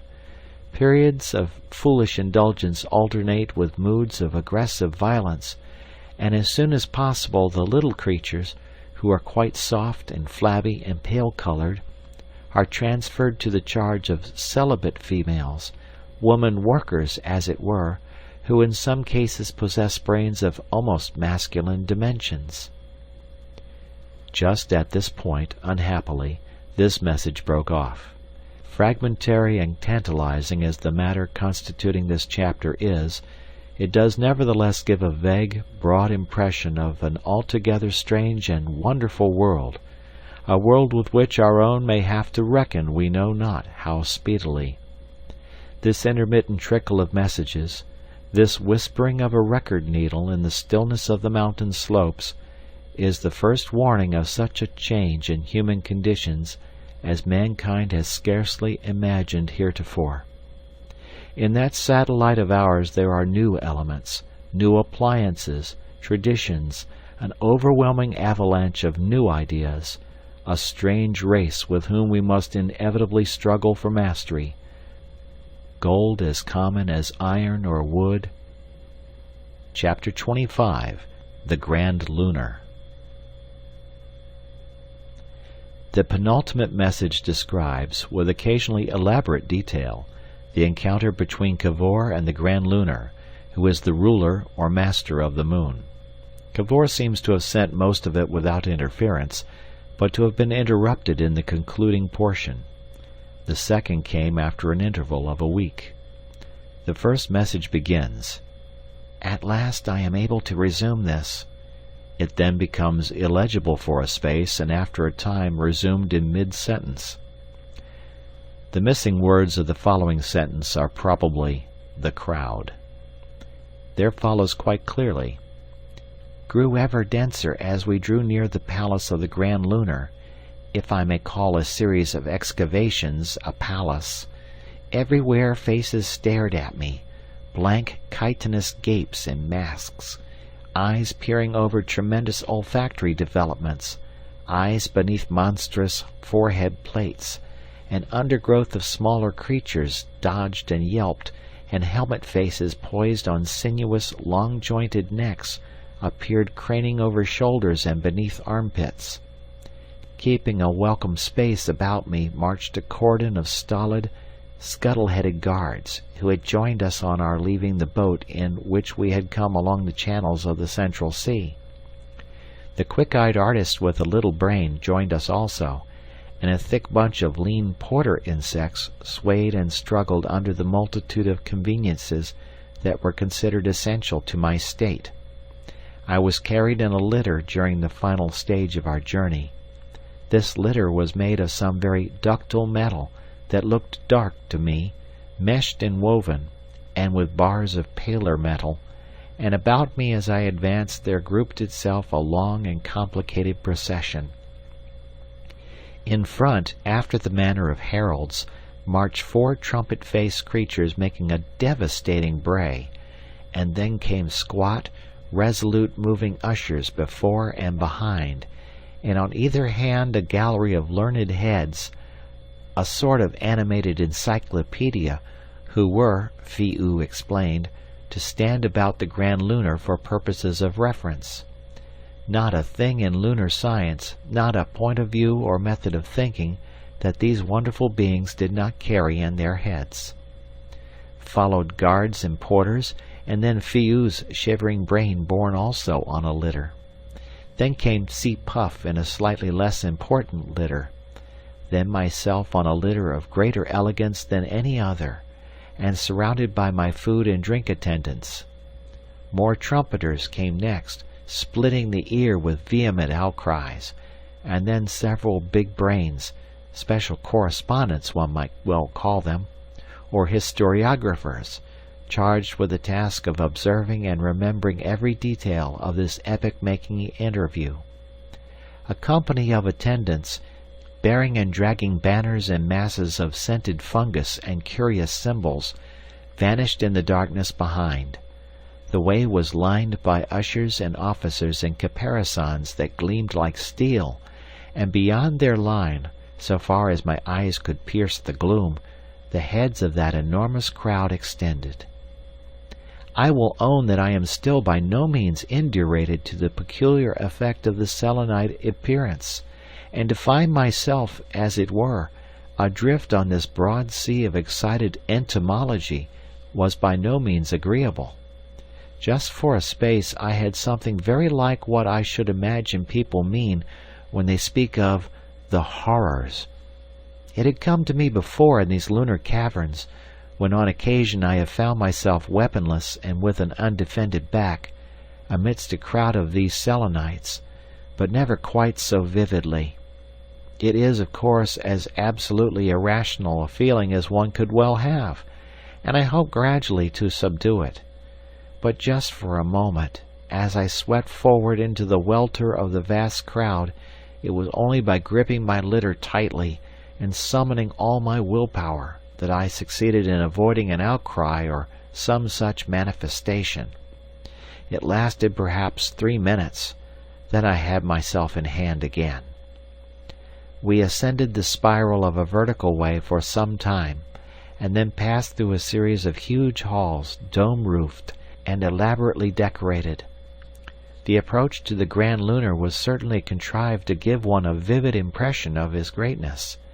Each cavern one entered seemed greater and more boldly arched than its predecessor.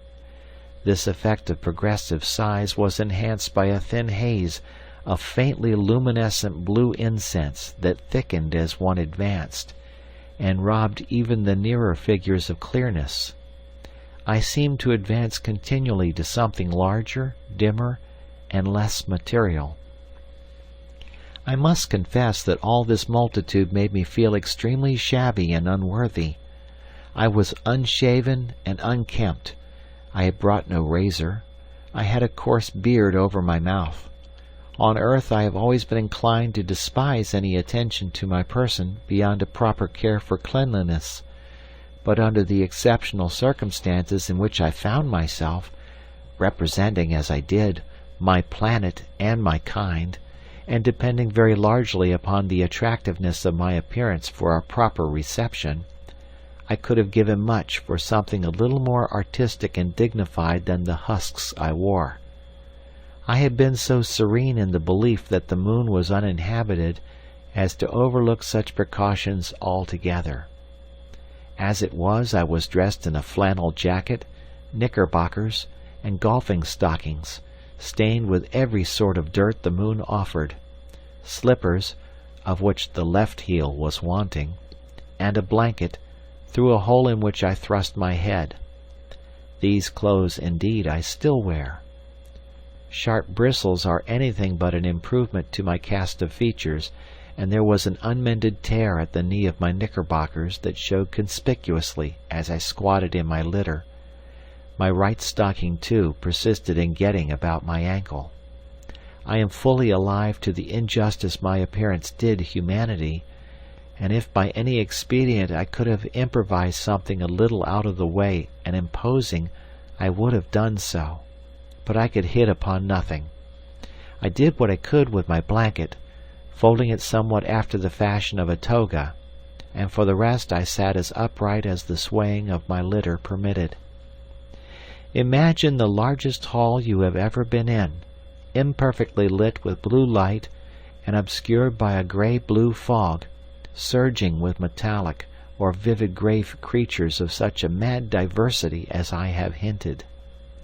Imagine this hall to end in an open archway beyond which is a still larger hall, and beyond this yet another and still larger one, and so on.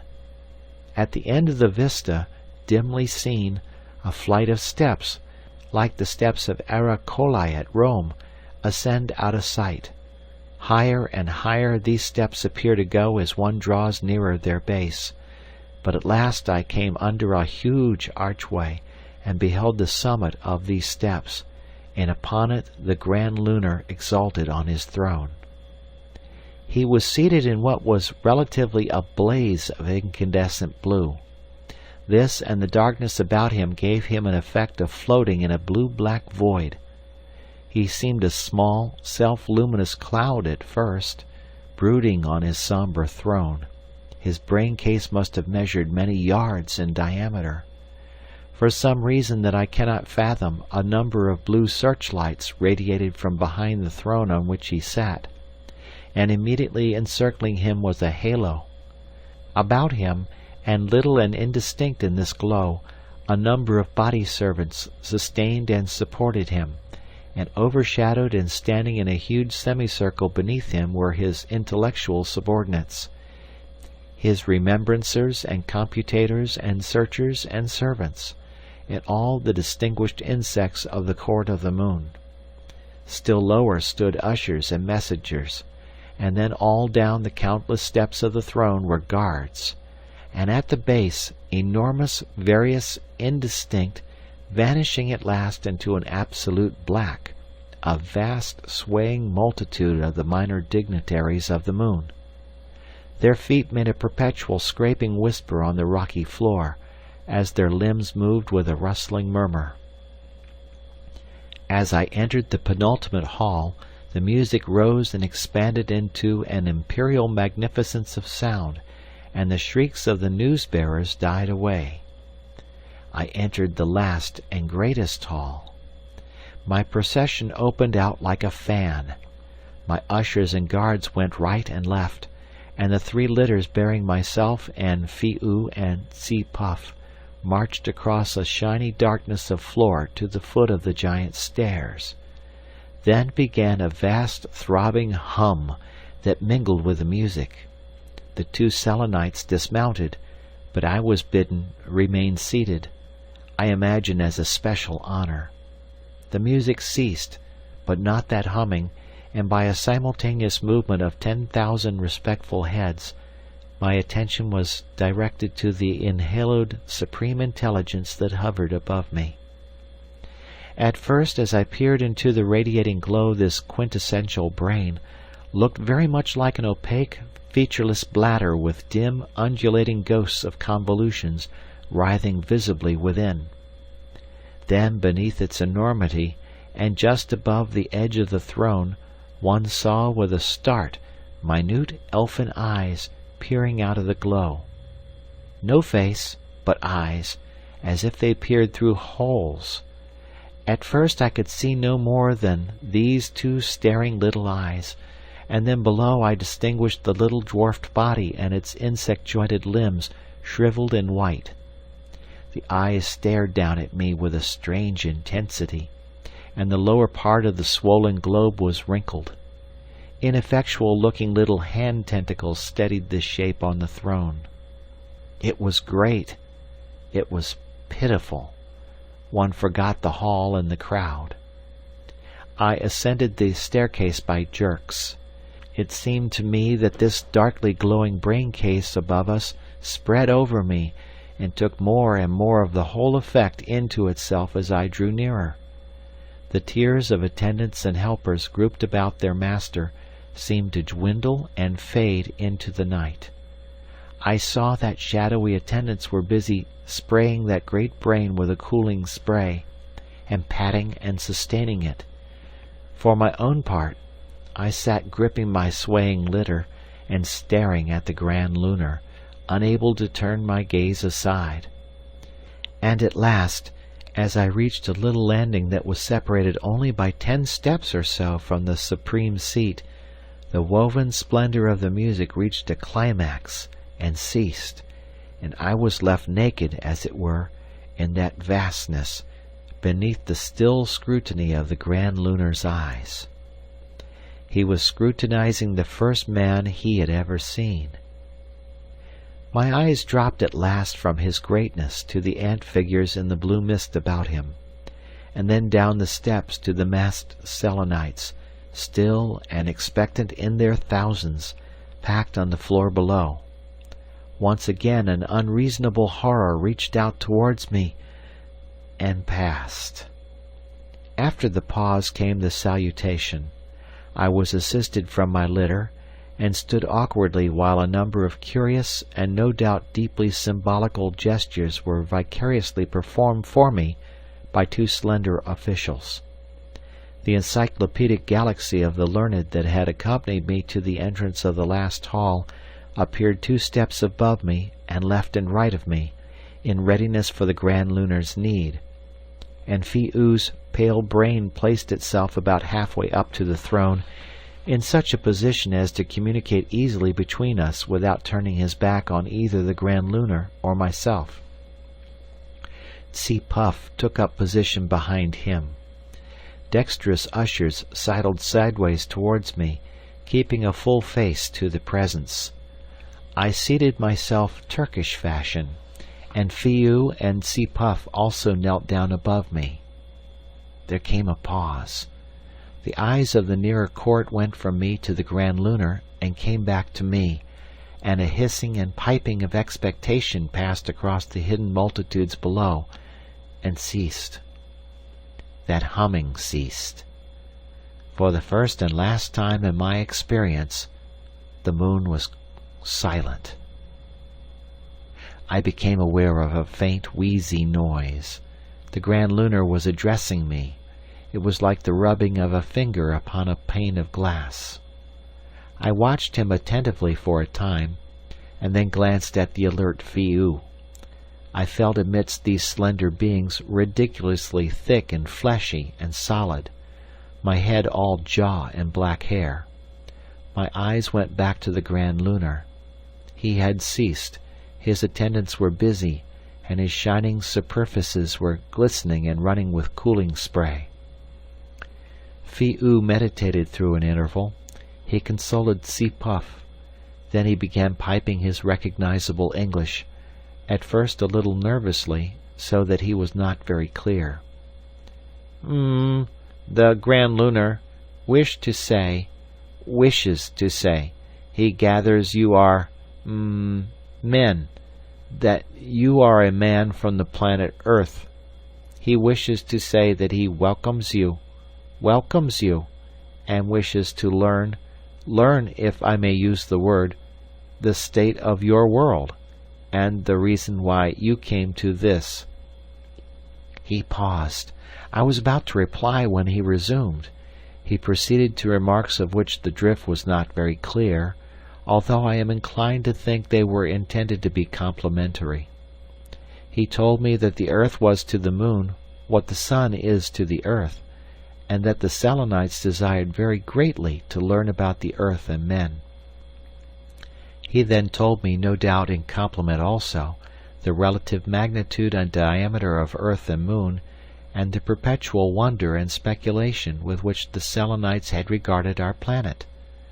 I meditated with downcast eyes, and decided to reply that men too had wondered what might lie in the moon, and had judged it dead, little reckoning of such magnificence as I had seen that day. The Grand Lunar, in token of recognition, caused his long blue rays to rotate in a very confusing manner, and all about the great hall ran the pipings and whisperings and rustlings of the report of what I had said. He then proceeded to put to Phi Oo a number of inquiries which were easier to answer.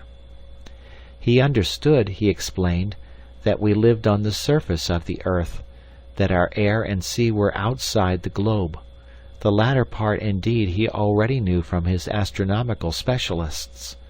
He was very anxious to have more detailed information of what he called this extraordinary state of affairs, for from the solidity of the earth there had always been a disposition to regard it as uninhabitable.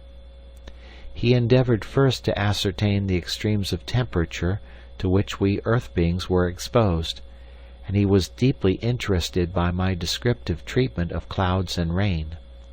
His imagination was assisted by the fact that the lunar atmosphere in the outer galleries of the night side is not infrequently very foggy.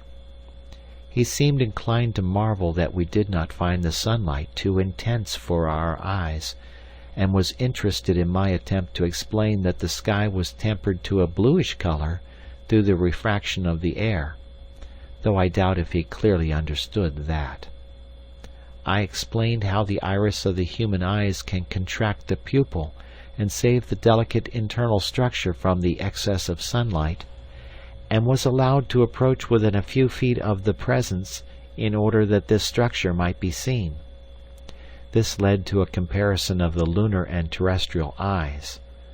The former is not only excessively sensitive to such light as men can see, but it can also see heat, and every difference in temperature within the moon renders objects visible to it. The iris was quite a new organ to the Grand Lunar. For a time he amused himself by flashing his rays into my face and watching my pupils contract. As a consequence, I was dazzled and blinded for some little time. But in spite of that discomfort, I found something reassuring by insensible degrees in the rationality of this business of question and answer. I could shut my eyes, think of my answer, and almost forget that the Grand Lunar has no face. When I had descended again to my proper place, the Grand Lunar asked how we sheltered ourselves from heat and storms, and I expounded to him the arts of building and furnishing. Here we wandered into misunderstandings and cross-purposes, due largely, I must admit, to the looseness of my expressions. For a long time I had great difficulty in making him understand the nature of a house. To him and his attendant Selenites it seemed, no doubt, the most whimsical thing in the world that men should build houses when they might descend into excavations, and an additional complication was introduced by the attempt I made to explain that men had originally begun their homes in caves, and that they were now taking their railways and many establishments beneath the surface. Here I think a desire for intellectual completeness betrayed me. There was also a considerable tangle due to an equally unwise attempt on my part to explain about mines. Dismissing this topic at last in an incomplete state, the Grand Lunar inquired what we did with the interior of our globe. A tide of twittering and piping swept into the remotest corners of that great assembly when it was at last made clear that we men know absolutely nothing of the contents of the world upon which the immemorial generations of our ancestors had been evolved. 3 times had I to repeat that of all the 4,000 miles of distance between the earth and its center, men knew only to the depth of a mile, and that very vaguely.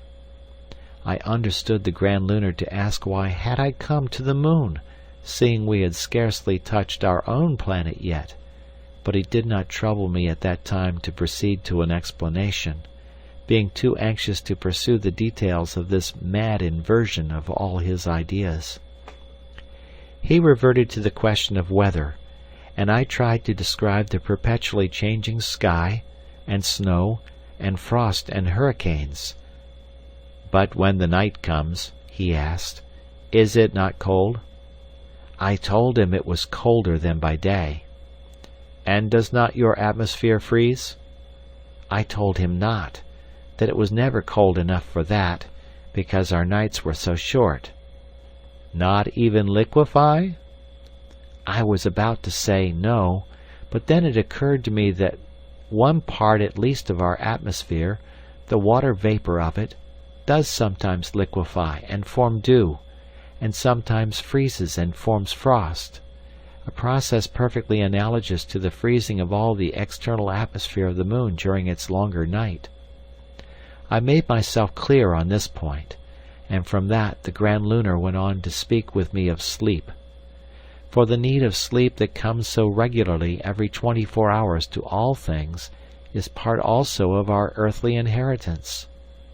On the moon they rest only at rare intervals, and after exceptional exertions. Then I tried to describe to him the soft splendors of a summer night, and from that I passed to a description of those animals that prowl by night and sleep by day. I told him of lions and tigers, and here it seemed as though we had come to a deadlock. For, save in their waters, there are no creatures in the moon not absolutely domestic and subject to his will, and so it has been for immemorial years. They have monstrous water creatures, but no evil beasts, and the idea of anything strong and large existing outside in the night is very difficult for them. The record here is too broken to transcribe for the space of perhaps 20 words or more. He talked with his attendants, as I suppose, upon the strange superficiality and unreasonableness of man who lives on the mere surface of a world, a creature of waves and winds, and all the chances of space, who cannot even unite to overcome the beasts that prey upon his kind, and yet who dares to invade another planet. During this aside I sat thinking, and then at his desire I told him of the different sorts of men. He searched me with questions. And for all sorts of work you have the same sort of men. But who thinks? Who governs? I gave him an outline of the democratic method. When I had done, he ordered cooling sprays upon his brow, and then requested me to repeat my explanation, conceiving something had miscarried. "Do they not do different things, then?" said Fiu. Some, I admitted, were thinkers, and some officials. Some hunted, some were mechanics, some artists, some toilers. "But all rule," I said. "And have they not different shapes to fit them to their different duties?" "None that you can see," I said, "except perhaps for clothes. Their minds perhaps differ a little," I reflected. "Their minds must differ a great deal," said the Grand Lunar, "or they would all want to do the same things." In order to bring myself into a closer harmony with his preconceptions, I said that his surmise was right. It was all hidden in the brain, I said, but the difference was there.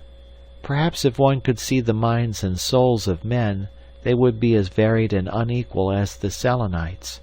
There were great men and small men, men who could reach out far and wide, men who could go swiftly, noisy, trumpet-minded men, and men who could remember without thinking. The record is indistinct for 3 words. He interrupted me to recall me to my previous statements. "But you said all men rule?" he pressed. "To a certain extent," I said, and made, I fear, a denser fog with my explanation. He reached out to a salient fact.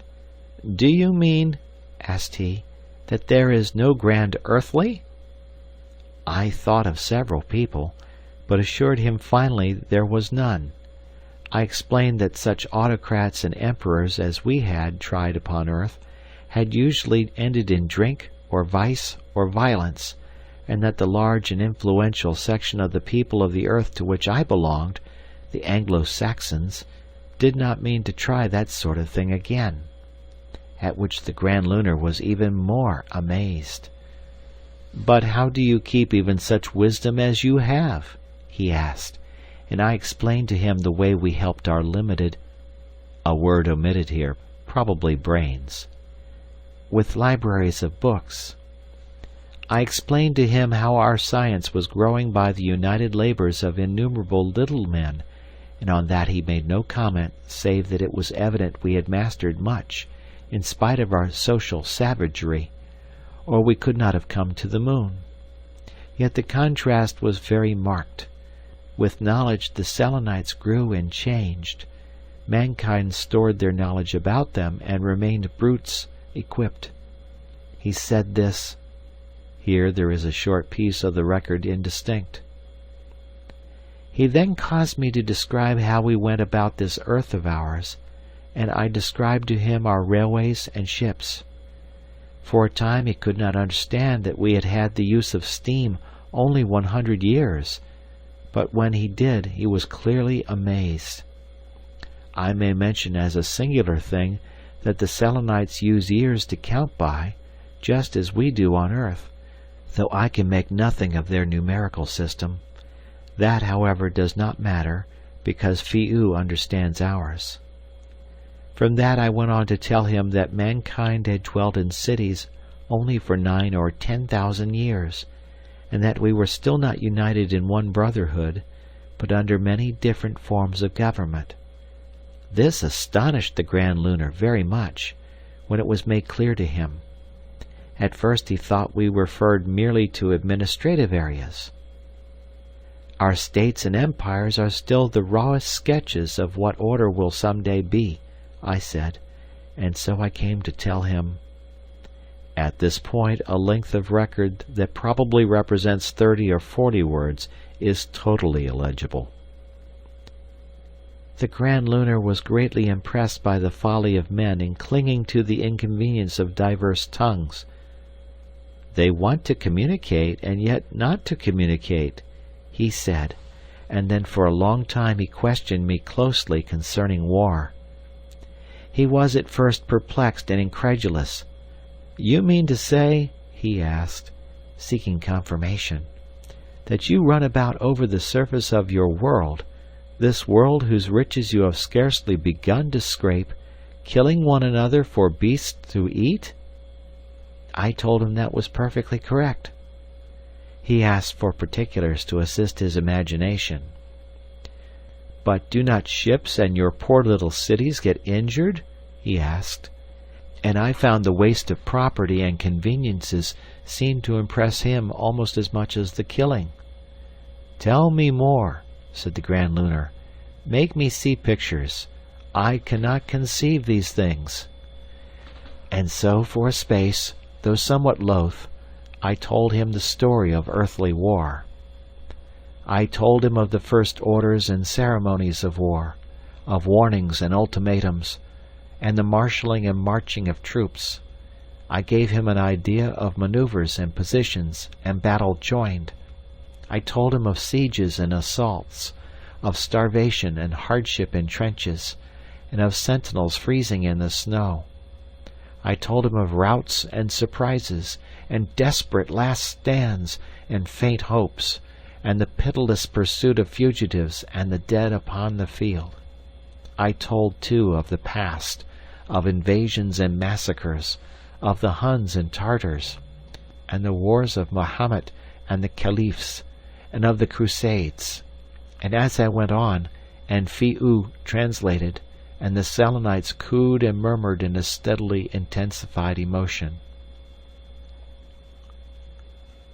I told them an ironclad could fire a shot of a ton 12 miles, and go through 20 feet of iron, and how we could steer torpedoes under water. I went on to describe a Maxim gun in action, and what I could imagine of the Battle of Colenso. The Grand Lunar was so incredulous that he interrupted the translation of what I had said in order to have my verification of my account. They particularly doubted my description of the men cheering and rejoicing as they went into battle. "But surely they do not like it," translated Phi-u. I assured them men of my race considered battle the most glorious experience of life, at which the whole assembly was stricken with amazement. "But what good is this war?" asked the Grand Lunar, sticking to his theme. "Oh, as for good," said I, "it thins the population." "But why should there be a need?" There came a pause. The cooling sprays impinged upon his brow, and then he spoke again. At this point a series of undulations that had been apparent as a perplexing complication as far back as Kavor's description of the silence that fell before the first speaking of the Grand Lunar became confusingly predominant in the record. These undulations are evidently the result of radiations proceeding from a lunar source, and their persistent approximation to the alternating signals of Kavor is curiously suggestive of some operator deliberately seeking to mix them in with his message and render it illegible. At first they are small and regular, so that with a little care and the loss of very few words we have been able to disentangle Kavor's message. Then they become broad and larger, then suddenly they are irregular, with an irregularity that gives the effect at last of someone scribbling through a line of writing. For a long time nothing can be made of this madly zigzagging trace, then quite abruptly the interruption ceases, leaves a few words clear, and then resumes and continues for the rest of the message, completely obliterating whatever Kavor was attempting to transmit. Why, if this is indeed a deliberate intervention, the Selenites should have preferred to let Kavor go on transmitting his message in happy ignorance of their obliteration of its record, when it was clearly quite in their power and much more easy and convenient for them to stop his proceedings at any time, is a problem to which I can contribute nothing. The thing seems to have happened so, and that is all I can say. This last rag of his description of the Grand Lunar begins in mid-sentence. Interrogated me very closely upon my secret. I was able in a little while to get to an understanding with them, and at last to elucidate what had been a puzzle to me ever since I realized the vastness of their science, namely, how it is they themselves have never discovered Kavorite. I find they know of it as a theoretical substance, but they have always regarded it as a practical impossibility, because for some reason there is no helium in the moon, and helium... Across the last letters of helium slashes the resumption of that obliterating trace. Note that word secret. For that and that alone I base my interpretation of the message that follows, the last message, as both Mr. Wendigy and myself now believe it to be, that he is ever likely to send us. Chapter 26.